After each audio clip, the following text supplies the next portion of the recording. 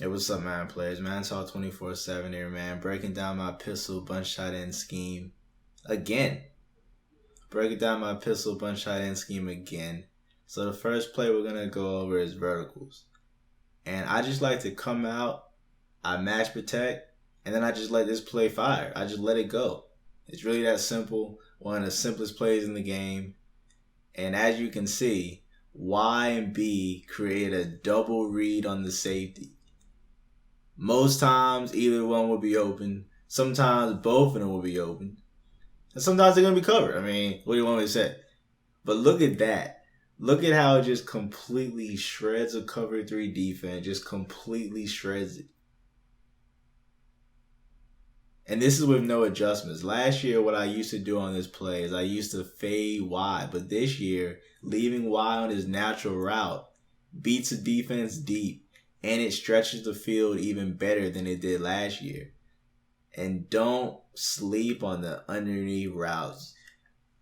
I never used to take the underneath routes. Underneath routes usually aren't what I like to go to. I just like to chuck the ball deep, scoring one-play touchdowns. But if you look, the tight end and running back on this play both work perfectly off one another, and it can be a check down that goes for 30 to 40 yards.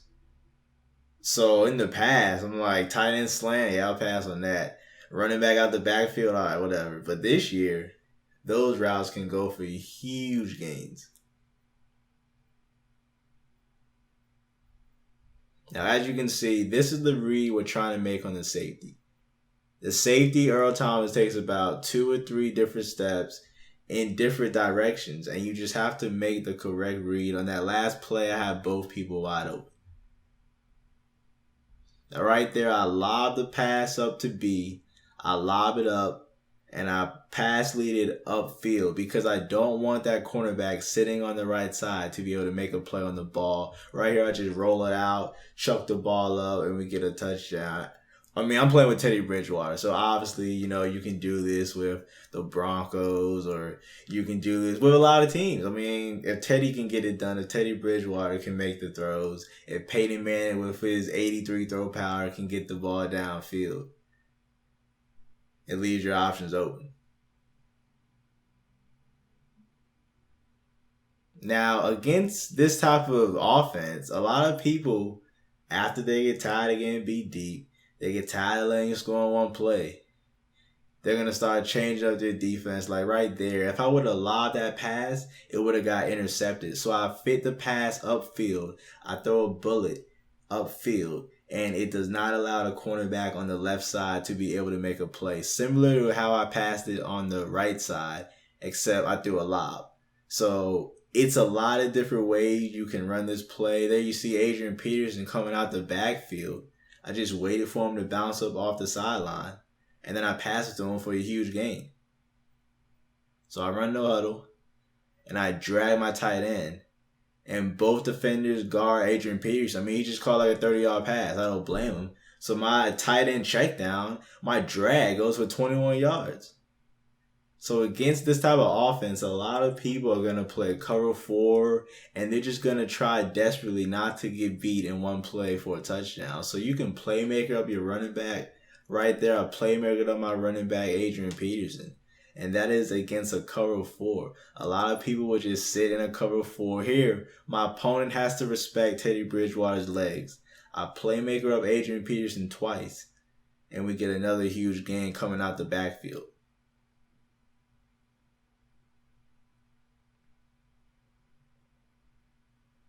Now right here, 4th and 9, I just hot route my B wide receiver, put him on a curl route, and just throw something simply like that. But a lot of times, the safeties and corners, they don't get back, and you just get one play touchdowns. I'm averaging 30 points. That's the most I've seen averaging so far. I always average a lot of points year in and year out. And it's just because I'm scoring a lot of one play touchdowns. Here you see my slant. My slant route, you can drag the tight end. I prefer to slant him. My slant route can go for a huge gain up against a cover 2. The Y route attracts the safety. The X route gets right past the cornerback playing in that light blue. and then you get a huge gain against a cover 2 if the streak route takes away the safety in the middle of the field. So against a lot of different defenses, you have a lot of different options. Right here, same thing. He played cover 2, nasty double juke with Larry Fitzgerald, and that's an 82-yard, one-play touchdown with Larry Fitzgerald against a cover 2. So I've been running this offense for a little bit, and I have to say it's a very, very fun offense to run. And that's just because this year I'm taking the underneath routes more and more. And I'm understanding that, yeah, it's a 5-yard pass, it's a 6-yard pass, but look at it, it's going for 30 yards. So that's a 38-yard pass against a cover 4. Same thing. I roll out, I playmaker up Adrian Peterson, hold down left trigger or L2, and then I just move the right analog stick, move him upfield, and boom, 58 yards against a cover 4 to my running back. So it's very simple, very, very simple. The routes right there work beautifully off one another. I throw it to AP, the tight end blocks both defenders at the same time. I mean, this play, the more you run it, the more you understand that it's a lot of different ways to attack the defense coming out in this play. Here you see, he has to guard RB, but he has to respect A. They're about 10 to 12 yards apart. And it just puts the user in a tough situation. Another 30-yard chunk. So I love this play. I use it a lot. Now let's get down to the run game. And this is just your typical what it's really going to look like. Like typically, I could hype up these runs, say this, say that. But realistically, the blocking, it's... the running, but sometimes you can break one. But this is what it's really going to look like. Honestly, that's what halfback zone, I want to say it's the best run, but it can get blown up in the backfield, but so can the strong power. So it's really, I don't know. You can run it to keep them honest. I do, but those 3 runs are pretty much what it's going to look like. Now, another play I like to use is the play Saints Flood. And this play Saints Flood, man,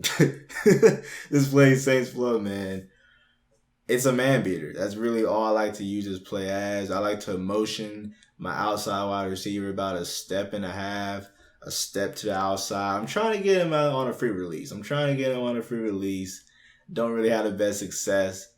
But the A route is a very, very nasty route against man coverage. You have Y also. So it's really a 1-2 quick read between A on his corner route and Y. There you see my opponent using the A route. I don't even know what to call this route because it's so versatile. I mean, 1 minute it's a corner route, next minute it's a slant out. So it's really like, okay, what do I call this? But you can also smart route this route. So 2nd down and 1. I smart route the route and it turns into a slant out, and then we get a 40-yard touchdown.